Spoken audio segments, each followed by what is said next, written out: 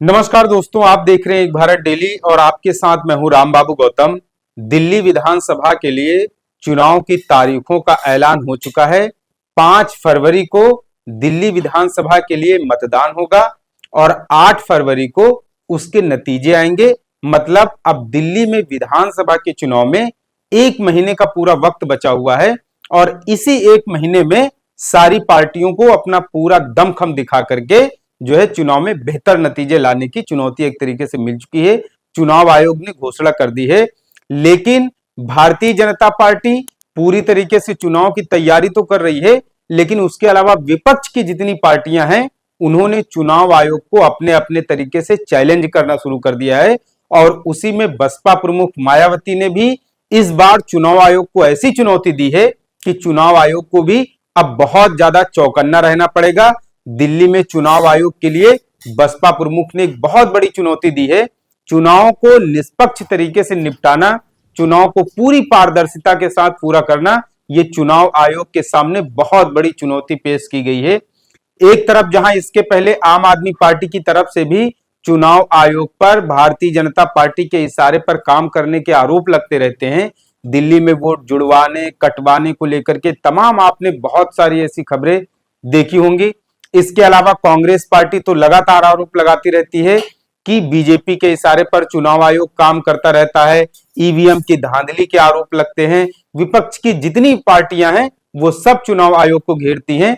लेकिन इस बार मायावती ने दिल्ली विधानसभा की चुनाव की जैसे ही तारीखों का ऐलान हुआ उसके तुरंत बाद उन्होंने एक ट्वीट किया और ट्वीट करके सबसे पहले जो है चुनाव आयोग को उन्होंने आड़े हाथों लेते हुए लंबा चौड़ा 3 उन्होंने एक के बाद एक ट्वीट किए और चुनाव आयोग को सबसे बड़ी चुनौती दे दी।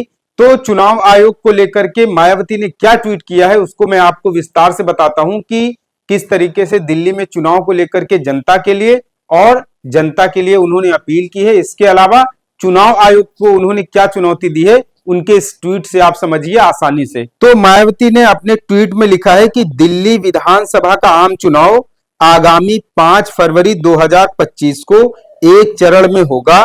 चुनाव आयोग द्वारा इस बारे में की गई घोषणा का स्वागत।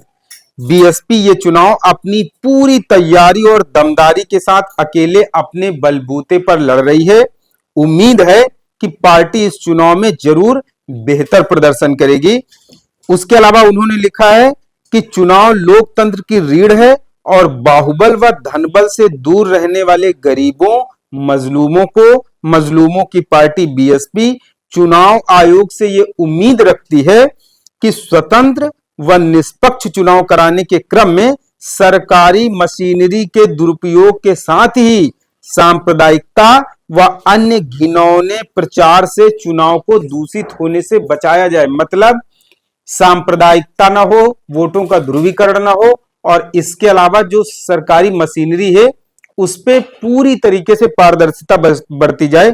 इसके अलावा मायावती ने लिखा है कि मतदाताओं से अपील है कि वे किसी पार्टी के लुभावने वादे के बहकावे में ना आकर अपने वोट का पूरी समझदारी से इस्तेमाल करके जनहित एवं जन कल्याण को समर्पित बीएसपी पार्टी के उम्मीदवारों को ही वोट करें।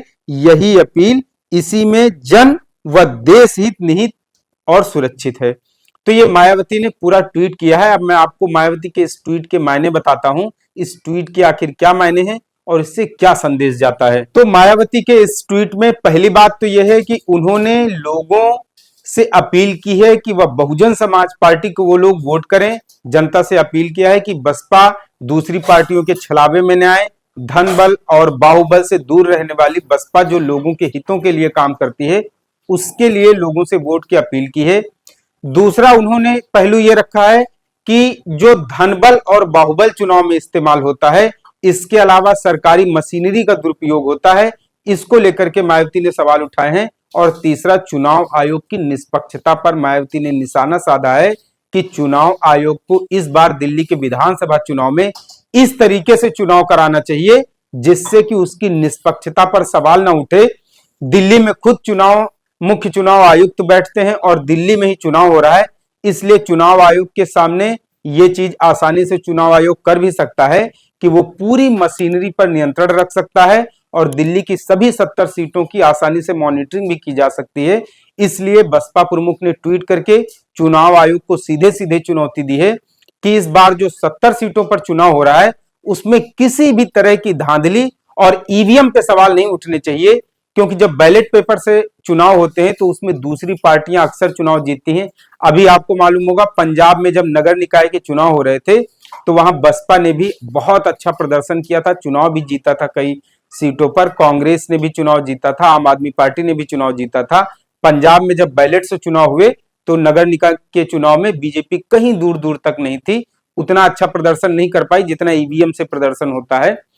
तो बहुत सारी ऐसी चीजें हैं ईवीएम को लेकर के विपक्ष सवाल उठाता रहता है। इस बार मायावती ने भी ईवीएम को लेकर के चुनाव आयोग पर बहुत सारे सवाल उठाए हैं। और दूसरा सबसे बड़ी चीज यह है, मायावती ने ऐलान किया है कि अब कोई सस्पेंस और कोई जो है संदेह की गुंजाइश नहीं बची है। दिल्ली की सभी 70 सीटों पर बहुजन समाज पार्टी अकेले अपने बलबूते अपने दमखम से चुनाव लड़ रही है। और मायावती को शायद उम्मीद है कि इस बार दिल्ली की जनता बहुजन समाज पार्टी को अपनाएगी। बहुजन समाज पार्टी ने जिस तरीके से उत्तर प्रदेश की 4 बार की सरकारों में अच्छे काम किए हैं, बहुजन समाज के उत्थान के लिए फैसले लिए हैं, हो सकता है कि दिल्ली में जो दलित, मुस्लिम और वंचित तबका है, अति पिछड़ा तबका है, हो सकता है शायद मायावती की उत्तर प्रदेश की पुरानी सरकारों को देखकर, उनके कामकाज को देखकर इस बार दिल्ली में भी कुछ असर देखने को मिले।